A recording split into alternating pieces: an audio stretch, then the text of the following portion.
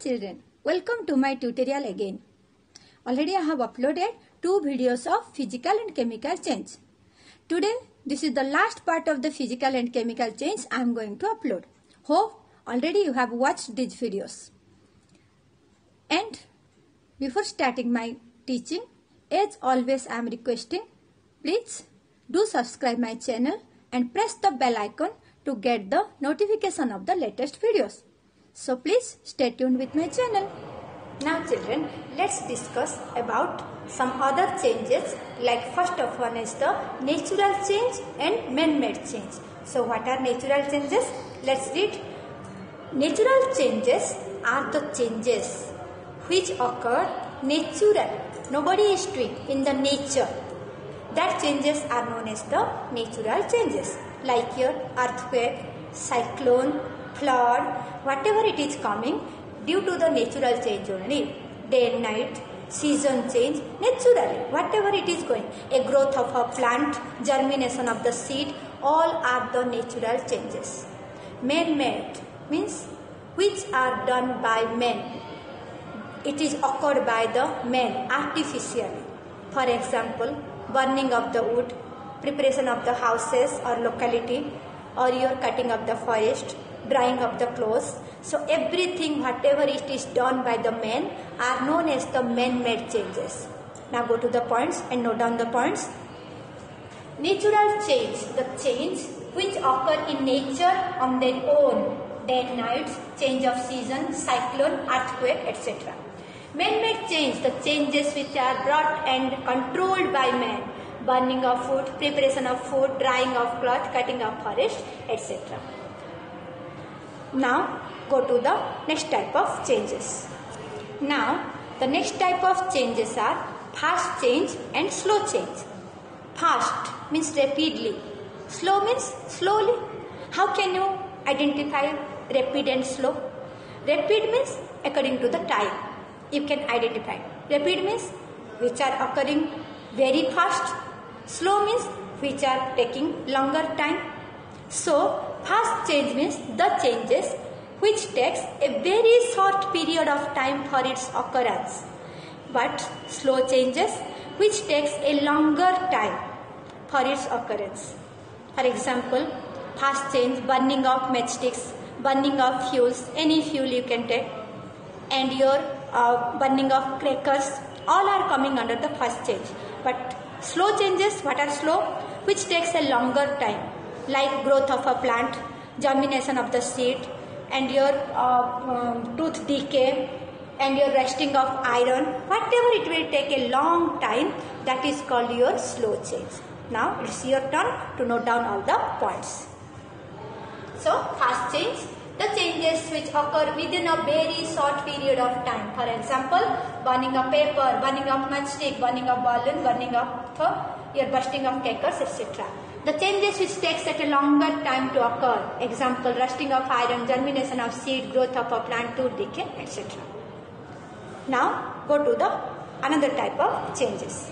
Now the next type of changes are desirable change and undesirable change. Desire means तुम चाहते हो, undesire तुम नहीं चाहते. So when it will be a desire whenever it is useful to you, when it will be a undesire when it is harmful to you. So the changes which are useful to you or to the people or to the human being, they are called the desirable change. The changes which are harmful to the human being do not want that one. So these are called undesirable change. For example, desirable is your growth of the plant, day and night, season change, cooking food, all are desirable. It is necessary and it is useful. Undesirable, earthquake, flood, cyclone, like your corona.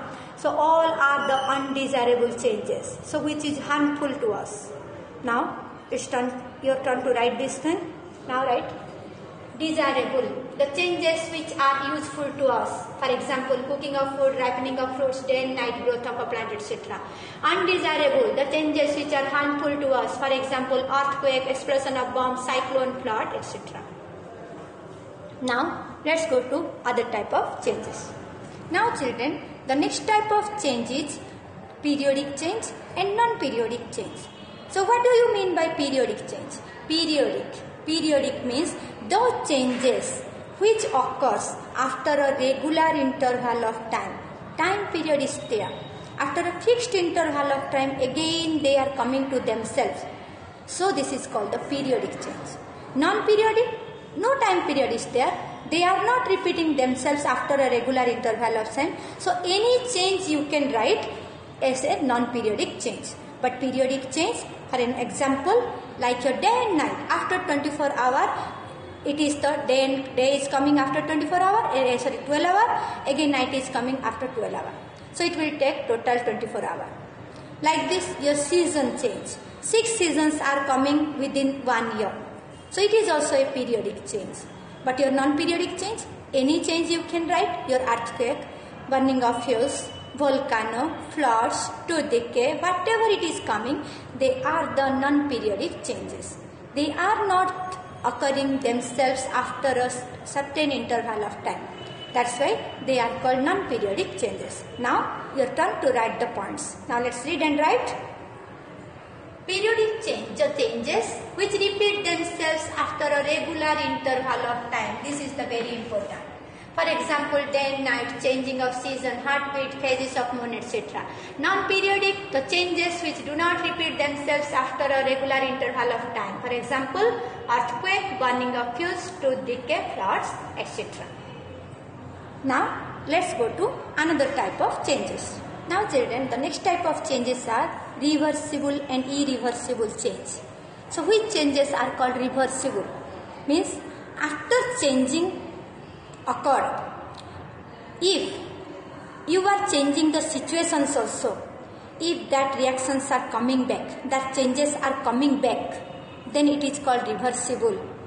Means if the changes are reversed back, if you are changing the conditions, then it is called the reversible change. And irreversible, if you are changing the conditions also, if you are not getting your substance back, if that conditions are not coming again, that changes are not coming to the original change, then it is called irreversible change. For example, in reversible, suppose your ice turned to water. Easily you can turn your water to ice. So reversible. Like your water to steam. So you can change steam to water by changing the conditions. If you are giving heat, then water will turn to steam. If you are releasing heat, cool it, then after water vapor comes to water again.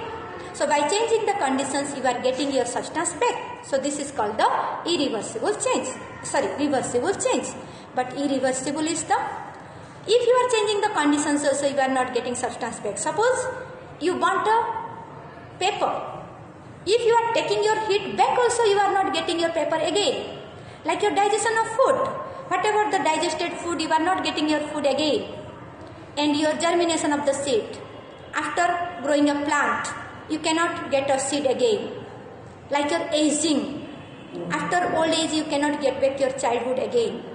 Like this, all the changes, what are the irreversible? If you are changing the conditions also, all coming under your irreversible change. Now, you write all the points. The changes which can be reversed by changing the conditions, ice to water, stretching of rubber band, blowing of ball, water to water vapor, etc. Irreversible, the changes which are not reversed even by changing the conditions, burning of fuels, digestion of the food, germination of the seeds, aging of living beings, etc. Now children, let's read about some common terms related to physical change. First is your dissolution. What do you mean by dissolution? Dissolution means if you are taking any solute and solvent, and if that solute is dissolved in that solvent, then it is called dissolution. Next is your melting.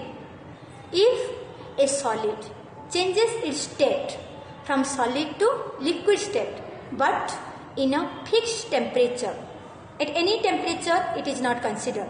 If at a fixed temperature a solid changes to liquid state, then only it is called the melting process. Then after condensation. Condensation means if you are cooling the water vapor and the water vapor changes to water or any vapor changes to liquid state, here also at a fixed temperature. If you are not writing fixed temperature, then it is wrong. So if you are giving a fixed temperature and a water vapor or vapor changes to liquid state, then it is called condensation. Then freezing. If liquid changes to solid but in the fixed temperature, it is called your freezing. Then after the next process is your sublimation. Means in these three states, every matter is changing, but some substances are there. They are not coming to the liquid state or intermediate state when it is getting heated from solid to vapor. Directly they are changing from solid to vapor. So the process in which a solid directly changes to vapor is known as sublimation, and these substances are known as sublimatory substances. Now the next processes are evaporation and boiling, which is very important process. Maybe you will feel that they are two same processes, but very important difference is there. Now let's read what is evaporation and boiling, what is the difference between them. But before that, you have to note down all the points. Now children, let's see evaporation and boiling. Why I have emphasized there to write the fixed temperature in other definitions? Because here you can see evaporation is the changes of the state liquid to vapor but in any temperature. But boiling, it is the process of the changing liquid to vapor, same liquid to vapor, but a fixed temperature. So that's why I have written there in freezing, condensation, everywhere I told to write the fixed temperature. Very necessary term. Because evaporation at any temperature, it is in the fixed temperature. And what is the, again another difference? Evaporation is a surface phenomenon, but boiling is a bulk phenomenon. What do you mean by surface and the bulk? Surface means after getting evaporated on the topmost layer, then the second layer will getting evaporated. Then the third layer will getting evaporated. But whatever air boiling, after giving a fixed temperature only, that process will start. Your totally full liquid will be evaporated. Here, layer by layer, surface by surface, the water will be evaporated. But there, in boiling case, only after getting heated, the whole liquid only, it will be getting evaporated. So, these are the main difference, that evaporation is the surface phenomenon and your boiling is the bulk phenomenon. And evaporation takes place at any temperature and boiling will take place at a given temperature. Now it's your turn to write all the points. So children, this is all about today's topic. Hope you understood well. And as I have told in the videos, that note down all the points so that it will be helpful for your exam. So before going, again I want to remind you, please do subscribe my channel and press the bell icon to get the notification of the latest videos. Thank you.